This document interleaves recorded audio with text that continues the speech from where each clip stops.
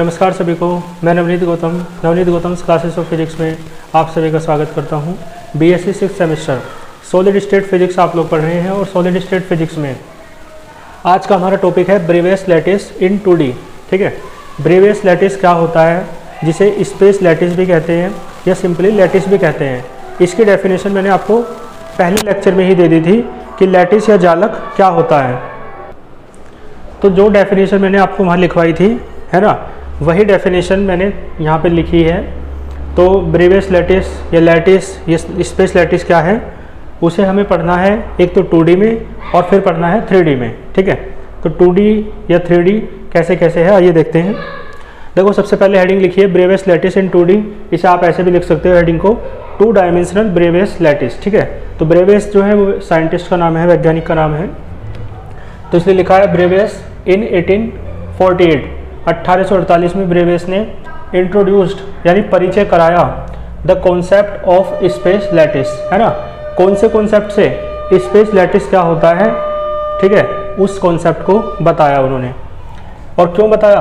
To describe, वर्णन करने के लिए, the structure of crystals, crystal की संरचनाओं का वर्णन करने के लिए। ठीक है, क्रिस्टल की जो स्ट्रक्चर है उन्हें एक्सप्लेन करने के लिए।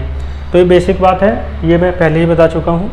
और देखो लिखा है ब्रेवियस एज्यूम दैट, ब्रेवियस ने एज्यूम किया, माना, क्या माना, क्या बताया कि कोई भी क्रिस्टल जो होता है ना, इज मेड अप, बना होता है, ऑफ एन एरे, है ना, एक व्यूह से। एरे क्या होता है? व्यूह। ठीक है, जैसे चक्र व्यूह आपने सुना होगा, मैंने बताया था, ये सब चीज़ मैंने एक्सप्लेन कर रखी है पहले लेक्चर में।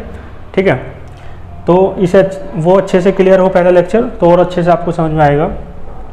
तो प्रत्येक क्रिस्टल, है ना, एक व्यूह से बना होता है, यानी एक एरे से बना होता है। और एरे किसका होता है? पॉइंट्स का। ठीक है, यानी कि बिंदुओं का।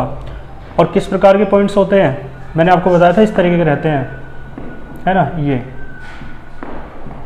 ठीक है, देखो ये पूरा, ये सारे सब क्या हैं? ये लैटिस पॉइंट कहलाते हैं। और इनसे मिलके जो पूरी स्ट्रक्चर बनती है वो कहलाती है लैटिस। ठीक है, लैटिस, जालक, जिसे आप स्पेस लैटिस कहते हैं या ब्रेवियस लैटिस कहते हैं। तो पॉइंट्स कैसे हैं कि जो प्रत्येक पॉइंट है ना, वो सराउंडेड, घिरा हुआ है बाय नेबरिंग पॉइंट्स, है ना।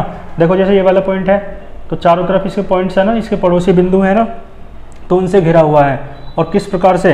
इन एन आइडेंटिकल वे, है ना, यानी कि आइडेंटिकल यानी समरूप तरीके से, समान रूप से। कैसे?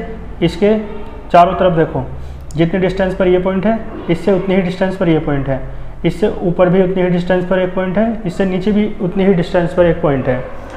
तो किसी भी पॉइंट को आप ले लो, चारों तरफ का जो है ना उसका वातावरण है वो कैसा होगा? आइडेंटिकल वे में होगा, समरूप होगा, है ना। क्लियर है? तो ये सब चीज़ें मैंने एक्सप्लेन कर रखी हैं। तो इस टाइप से ये जो एरे बनता है, सच एन एरे, इस प्रकार का जो एरे है, एक व्यूह है। ठीक है, जैसे चक्रव्यूह आपने सुना होगा, तो उसमें क्या रहता है? सैनिक होते हैं, एक सैनिक यहाँ है ना, इस तरीके से, है ना। जिस तरीके से यहाँ पॉइंट्स का एरे है, उसी तरीके से वहाँ सोल्जर्स का एरे होता था चक्रव्यूह में, है ना। ठीक है, पौराणिक सीरियल्स वगैरह में आपने सुना होगा ये शब्द। तो क्या है? बहुत क्रम से, है ना, व्यवस्थित तरीके से सोल्जर्स खड़े रहते हैं, तो उसे चक्रव्यूह कहते हैं। इसी प्रकार से एक व्यूह रहता है, एक एरे रहता है, किसका? पॉइंट्स का। यदि ये 2D में रहे तो 2D, है ना, ब्रेवियस लैटिस हो जाएगा, और 3D में रहे तो 3D ब्रेवियस लैटिस हो जाएगा। ठीक है, व्यवस्थित तरीके से है बिल्कुल। तो यही जो एरे है, यही जो व्यूह है, किसका? पॉइंट्स का, इसे आप क्या कहते हैं? Bravais lattice. ठीक है, और लिखा है there are 5 Bravais lattice in 2 dimension. 2 विमाओं में, है ना, कितने ब्रेवियस लैटिस होते हैं? 5 होते हैं। ठीक है, कितने लैटिस होते हैं? ब्रेवियस लैटिस 5 द्विविमीय में। और देखो, आपको ये तो मैंने बता ही रखा है कि vector A, vector B, vector C, ये सब क्या होते हैं? फंडामेंटल ट्रांसलेशन वेक्टर्स होते हैं, आधारभूत स्थानांतरण सदिश होते हैं। 2D में बात कर रहे हैं तो सी की बात नहीं करेंगे। वेक्टर ए और वेक्टर बी दोनों क्या है? फंडामेंटल ट्रांसलेशन वेक्टर्स हैं, और किस में है? तो 2D में है। ठीक है, और लिखा है अल्फा जो है उनके बीच का एंगल मान लिया गया, वेक्टर ए और वेक्टर बी जो है उनके बीच का एंगल क्या मान लिया? अल्फा। ठीक है, तो ये सब इधर का आपको समझ में आ गया होगा। इसके बाद है, देखो 5 प्रकार बताए ना मैंने, कि ब्रेवियस लैटिस 2D में कितने हैं, 5 प्रकार के। तो पांचों प्रकार मैंने आपके सामने लिखे हैं। तो पहला जो ब्रेवियस लैटिस है उसका नाम क्या है, वो किस शेप का है, किस टाइप का है, ऑब्लिक, ठीक है, ऑब्लिक यानी तिरछा, तिर्यक बोल सकते हैं हिंदी में। फॉर दिस, देखो ये इस तरीके से होता है, इसकी शर्त है, ये शर्त क्या है, ये शर्त आपको याद रखनी है, ठीक है, कि कौन से ब्रेवियस लैटिस की कौन सी शर्त है। तो शर्त क्या है इसके लिए, वेक्टर ए और वेक्टर बी बराबर नहीं होते हैं, ठीक है, एक शर्त तो ये है। और दूसरी शर्त ये है कि अल्फा जो है यानी वेक्टर ए और वेक्टर बी के बीच का जो एंगल है वो 90 डिग्री नहीं होना चाहिए, ठीक है। इन दोनों शर्तों को पूरा करते हुए डायग्राम बनाते हैं। तो देखो ये वेक्टर ए और ये वेक्टर बी, आप चाहो तो बदल भी सकते हो, इसे वेक्टर ए कह सकते हो, इसे वेक्टर बी कह सकते हो, कोई दिक्कत नहीं है। और देखो दोनों के बीच का एंगल अल्फा है, ये मैंने इस तरीके से क्यों नहीं बनाया, क्योंकि ऐसे बना दूंगा ना तो 90 हो जाएगा, 90 नहीं होना चाहिए, 90 से ज़्यादा या कम बना लो पर 90 नहीं होना चाहिए क्योंकि वहाँ पे लिखा है। इसलिए मैंने वेक्टर ए और वेक्टर बी और वेक्टर ए इस तरीके से रखे, बीच का एंगल अल्फा दिखाया, ये वेक्टर ए माना, ये वेक्टर बी माना, ठीक है। इसी तरीके से जैसे ये लाइन है ऐसे मिलाओगे और ऐसे मिलाओगे तो सिमिलरली क्या बन जाएगा एक, ठीक है। तो ये बंद आकृति बन जाएगी और इसके चारों कोनों पर कौन होंगे, लैटिस पॉइंट होंगे, ठीक है। तो ये लैटिस पॉइंट है, ये भी लैटिस पॉइंट है, ये भी लैटिस पॉइंट है, ये भी लैटिस पॉइंट है, ठीक है।